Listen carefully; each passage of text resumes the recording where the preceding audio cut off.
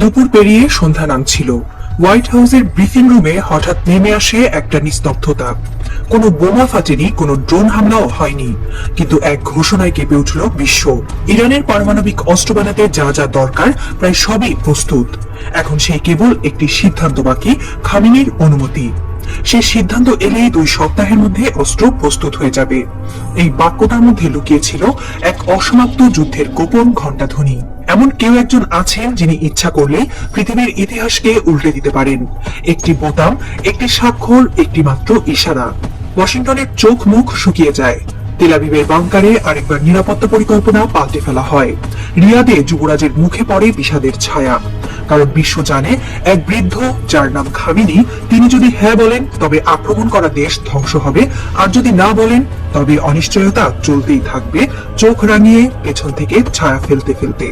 কিন্তু সবচেয়ে আশ্চর্য ব্যাপার হলো, তিনি না বলছেন বারবার। নিজের হাতে অসীম ক্ষমতা থাকা সত্ত্বেও তিনি বোতাম টিপছেন না। আর এখানেই তার শক্তি, এখানেই তার ভয়ঙ্কর বার্তা। আমার কাছে আছে, কিন্তু আমি ব্যবহার করি না। হোয়াইট হাউসের সেই অফিসিয়াল ঘোষণায় ঠিকরে বেরিয়ে এসেছিল এক অদৃশ্য উপস্থিতি, নৈতিকতা। কেউ ভাবতেও পারেনি যে ধর্ম, ফতোয়া, নৈতিক অবস্থান এসব শব্দ কোনো রাষ্ট্রকে পরমাণু অস্ত্রের দ্বার প্রান্তে নিয়ে গিয়েও থামিয়ে দিতে পারে। কিন্তু বাস্তবতা সেটাই। আয়াতুল্লাহ খামেনি যেন এক জীবন্ত ফতোয়া, যার সামনে দাঁড়িয়ে অস্ত্রধারীরাও অসহায়। তেহরানের আকাশে ভেসে বেড়াচ্ছে সাদা ধোঁয়া আর লাল সাইরেনের আলো। দূরে কোথাও বিস্ফোরণের আওয়াজ শোনা যায়, কিন্তু শহরের পুরনো এক মহল্লায় এক বৃদ্ধ চুপ করে তাকিয়েছিলেন তার রেডিওর দিকে। আয়াতুল্লাহ খামেনির কণ্ঠস্বর আসছে সরাসরি সম্প্রচারে, শান্ত, গভীর, অথচ ধ্বংসাত্মক। তিনি বললেন, আল্লাহ কখনো মানব ধ্বংসকারী অস্ত্র বানানোর অনুমতি দেন না। এই বাক্যটা যেন আকাশে একটা বিদ্যুৎ রেখার মতো চমকে উঠল। চারপাশে যাদের হাতে আগ্নেয়াস্ত্র, যারা প্রতিদিন যুদ্ধ ঘোষণা করে, তাদের কাছে এটা অবিশ্বাস্য থাকে। এই লোকটি, যার হাতে পৃথিবীর অন্যতম রহস্যময় পরমাণু প্রকল্পের ভবিষ্যৎ, সে কিনা যুদ্ধ নয় বরং ধৈর্যের কথা বলছে। কিন্তু বিশ্ব জানে, শান্তির এই বাণী হয়তো সবচেয়ে ভয়ঙ্কর অস্ত্র। 2003 সাল।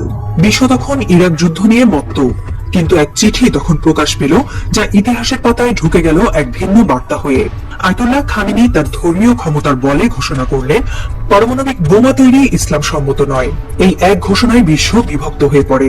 কেউ বলে এটা নিছক লোক দেখানো কৌশল, কেউ বলে এটা পারস্য সভ্যতার আধ্যাত্মিক পুনর্জাগরণ। কিন্তু বাস্তবতা হলো, এই ফতোয়ার পর থেকেই ইরানের পরমাণু কৌশল এক ছায়া ব্যবস্থায় রূপ নেয়। অস্ত্র না বানিয়ে কেবল বানানোর সামর্থ্য অর্জন করে তারা নিজেদের ঘিরে গড়ে তোলে এক অদৃশ্য আতঙ্কের বলয়। ইরানের অভ্যন্তরে এই ফতোয়া শুধু ধর্মীয় নির্দেশ নয়, বরং রাষ্ট্রীয় আদর্শের ভিত্তিপ্রস্তর হয়ে ওঠে। প্রতিরোধের দর্শন গড়ে ওঠে এই ঘোষণার উপর ভিত্তি করে। বোমা থাকা মানে শক্তি নয়, কিন্তু বোমা না ফাটিয়েও আতঙ্ক সৃষ্টি করতে পারা, সেটাই নতুন কৌশল। বিশ্লেষকরা বলেন, খামেনির ফতোয়া হলো এক অদৃশ্য ঢাল। সে ঢাল বলছে, আমার হাতে বোমা থাকলেও আমি চালাবো না।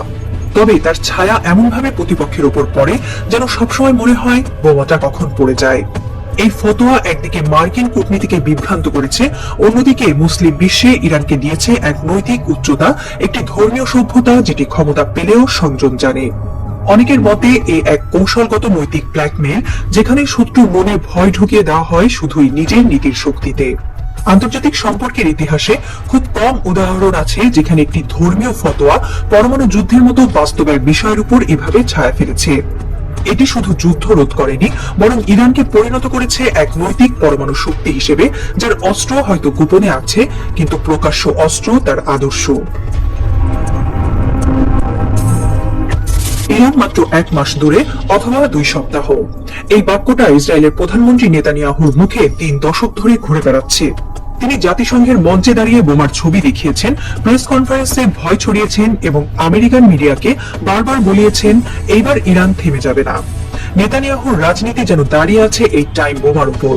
প্রতি নির্বাচনের আগে, প্রতি আঞ্চলিক উত্তেজনার মুহূর্তে তিনি এই বোমার কাঁটা এগিয়ে দেন, শুধু আর কয়েকদিন। কিন্তু সেই দিন আর আসে না। এটা কেবল একটি দেশের নিরাপত্তার প্রশ্ন নয়, এটা একটি রাষ্ট্রের অস্তিত্ব টিকিয়ে রাখার চেষ্টা, ভয় দেখিয়ে বিশ্বকে একপাক্ষিক দৃষ্টিভঙ্গিতে আনা। কিন্তু তাতে কাজ হয়েছে কি, নাকি এই দীর্ঘশ্বাসে জন্ম নিয়েছে সন্দেহ? এ যেন এক ভীত গৃহস্থ, যার প্রতিবেশী বাড়ির ছেলেটাকে নিয়ে বলে সে খুন করবে আমাকে, আজ না হয় কাল। প্রথমে ভয় লাগে, পরে বিরক্তি আসে, শেষে হাসি পায়। আর সেই হাসির মাঝে লুকিয়ে থাকে এক অভ্যন্তরীণ বিপর্যয়ের ইঙ্গিত। এই উত্তেজনার মধ্যেই ইরানের গার্ডিয়ান কাউন্সিল, যে সংস্থা সরাসরি খামেনির অধীনে, একটা বিবৃতি দেয়, ট্রাম্প যদি খামেনির উপর হামলার কথা ভাবেন তাহলে এমন ঝড় উঠবে যে ঝড়ে অপরাধী নয়, তাদের পৃষ্ঠপোষকরাও ধ্বংস হবে। এই বাক্যটা কেবল হুমকি নয়, এটা এক বিশ্বাস থেকে আগত যুদ্ধের ঘোষণা।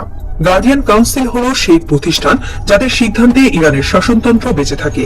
তারা যখন এভাবে কথা বলে তখন তা হলো রাষ্ট্রের আত্মা থেকে উচ্চারিত প্রতিশোধের আগুন।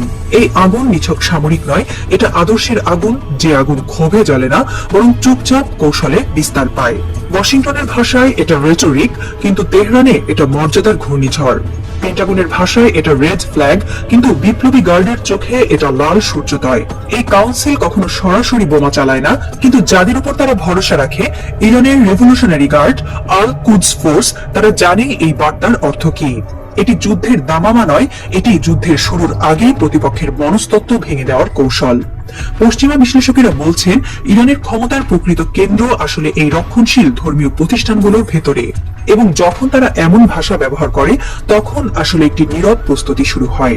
তাদের হাতে হয়তো লেখা আছে পরবর্তী সিদ্ধান্তের খসড়া, একটি ফতোয়া, একটি বোমা, একটি বিকেল, একটি রাত যা এখনো আসেনি, কিন্তু হঠাৎ করেই ইতিহাস হয়ে যেতে পারে। যুক্তরাষ্ট্র জানে অস্ত্র থাকাটা এক জিনিস, কিন্তু কখন সেটা ব্যবহার হবে সেই সিদ্ধান্তই আসল খেলা। আর এই খেলার নিয়ন্ত্রণে রয়েছেন এক বৃদ্ধ নেতা, যিনি দিনে 5 বার নামাজ পড়েন, কোরআনের আয়াত থেকে সিদ্ধান্ত নেন এবং একই সঙ্গে সর্বাধিনায়ক হিসেবে পারমাণবিক বোতামের উপর বসে আছেন। পেন্টাগনের কর্মকর্তারা গোপনে বলছেন, আমরা জানি ইরানের কাছে যন্ত্রপাতি আছে, সমস্যা হলো খামেনির মনটা কি চায় সেটা বোঝা কঠিন। এমন এক শত্রু যে কখনো কৌশল প্রকাশ করে না এবং ধর্মীয় আদর্শের ঘেরা চুপে নিজেকে ঢেকে রাখে, তাকে মোকাবেলা করা সহজ নয়। রাত বাড়ছে, 1000 বছরের পুরনো রাত। তেহরানের কোনো এক গোপন কক্ষে আলো জ্বলছে। 6 জন বসে আছেন একটি বৃত্তাকার টেবিল ঘিরে। প্রতিটি চেয়ারে বসা একজন রেভলিউশনারি কাউন্সিল সদস্য। এক একজনের সামনে মোটা ফাইলে লেখা নতুন যুগের সূচনা। অন্য পাশে বসে আছেন একজন বৃদ্ধ, তার গায়ে কালো চাদর, চোখে পুরো চশমা, হাতে কোরআন। সবার প্রশ্ন একটাই, তিনি কি সেই চূড়ান্ত অনুমতি দেবেন? হয়তো কাল সকালে একটি না বলবেন তিনি, কিংবা হয়তো এই রাতে এই টুকরো কাগজে সই করে বলবেন সময় এসেছে।